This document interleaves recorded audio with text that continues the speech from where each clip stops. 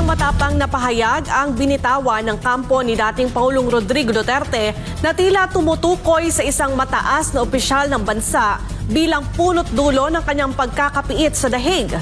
Si Anton Cero magbabalita.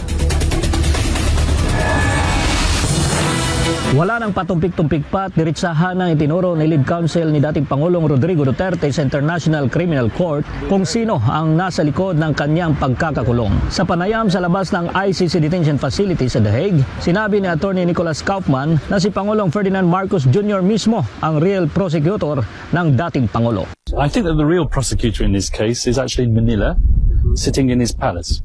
He's the person who threw President Duterte over here to The Hague. Ayon kay Kaufman, ginamit lamang ang issue ng war on drugs bilang political weapon sa 2025 midterm elections. Bago pa man ang halalan, ay kinulong na anya ni Marcos Jr. si Duterte sa The Netherlands para gamitin ito sa kanyang kampanya. He's the person who used the office of the prosecutor as a tool in his political campaign, and it won't work.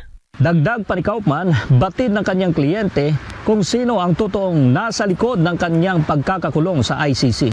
Git niya ang naging resulta ng halalan sa Davao City ay malinaw na protesta ng taong bayan sa nangyaring pagdakip sa dating lider.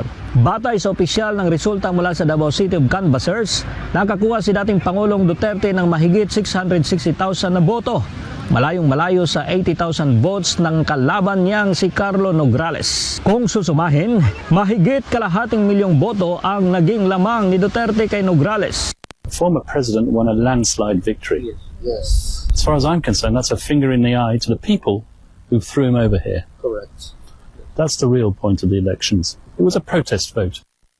Nanawagan naman ang legal team ni FERD na suportahan siya sa paraang naayon sa batas at may paggalang sa hudikatura.